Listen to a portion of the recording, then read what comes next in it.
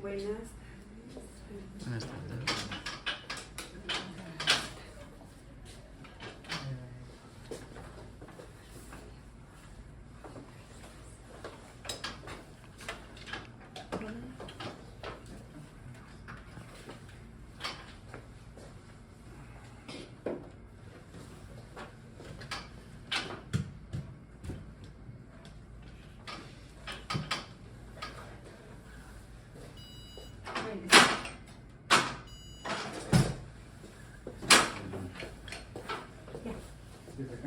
No, ya está.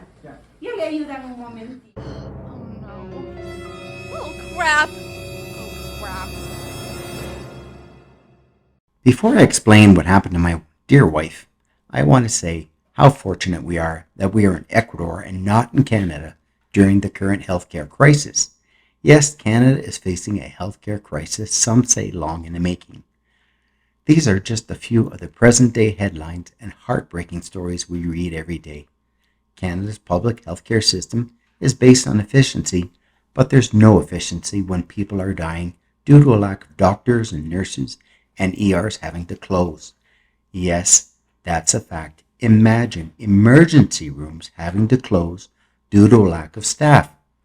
2 years ago, 2,400 family doctor positions were advertised on government recruitment sites, but only 1,400 new doctors who graduated decided on undertaking a family practice. So, just how bad is it in Canada? If you're in need of a specialist, the average wait times is 27.4 weeks. That's 192 days. Now consider that 6 million Canadians don't even have a family doctor, and that's not from a lack of trying to find one. It's that there are simply not enough of them in most communities. In a recent report of surveyed medical specialists, they provided what they considered to be reasonable wait times from consultation to treatment delivery. Out of 97 categories, the actual wait times exceeded reasonable wait times by 73%. Need an MRI, a CT scan, or an ultrasound in Canada?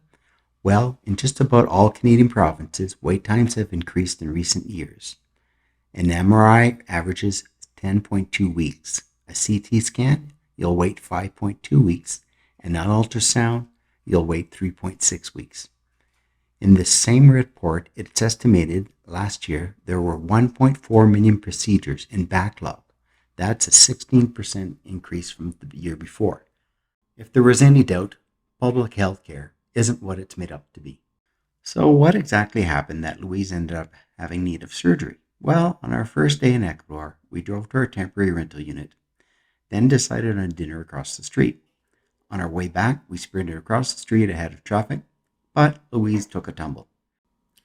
We initially didn't think much of it, but after 4 chiropractic visits and an x-ray, we contacted a family physician via WhatsApp. 3 days later, Louise met a physician for 45 minutes at a cost of $40. The doctor requested an ultrasound, which was literally across the street. We walked in, waited 10 minutes, and she was called in for the ultrasound at a cost of $30. Within 30 minutes, we're exiting with the ultrasound images and a written doctor's report in hand. How efficient is that? So the ultrasound showed a linear fracture in the humerus and calcification in the muscles. The family physician recommended a surgical specialist. We walked over to the specialist's office next to the family physician's office and made an appointment for the following week. Yes, the following week, and not 192 days like in Canada. The arthroscopic surgeon examined Louise and arranged for an MRI. Within 3 hours, Louise had an MRI and doctor's report in hand, all for $238. Later that night, the arthroscopic surgeon sent Louise a WhatsApp message advising she had a SLAP 2, which is a torn labrum in her right shoulder, and requiring surgery. He booked the surgery for the following week. 1 week later, not years later, as is often the case in Canada.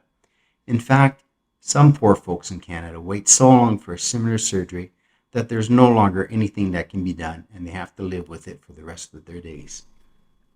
Let me cut to the chase on this story. The quality of healthcare received at the private hospital in Cuenca was far beyond our expectations. We repeatedly had to correct ourselves from saying hotel instead of hospital. The size of the single recovery room was at least 3 times that which would be had in Canada, and included an individual visitor seating area off the room. Within the recovery room was a sofa bed for a spouse companion, with sheet, pillow, and blankets to make a bed. Also within the room was a bilingual directory of services, procedures, and policies. It even included daily menus for both patient and companion. I can hear Canadian viewers' jaws dropping from here in Ecuador. Louise was attended to by not one, but several nurses throughout her overnight stay. The arthroscopic surgeon even came and explained that Louise's bicep was torn and had to be reattached. He even showed us the before and after video of the surgery. So, for anyone concerned about Ecuadorian healthcare being second or third rate, we can say, without a doubt, that from our experience, it is simply not the case. In fact, coming from a country with public healthcare and seeing the failures that are accumulating daily, we can only wonder when Canada will see the light and accept that both the public and private healthcare systems can coexist. In fact, that is the case in Ecuador. Thank you for watching. Please like and subscribe.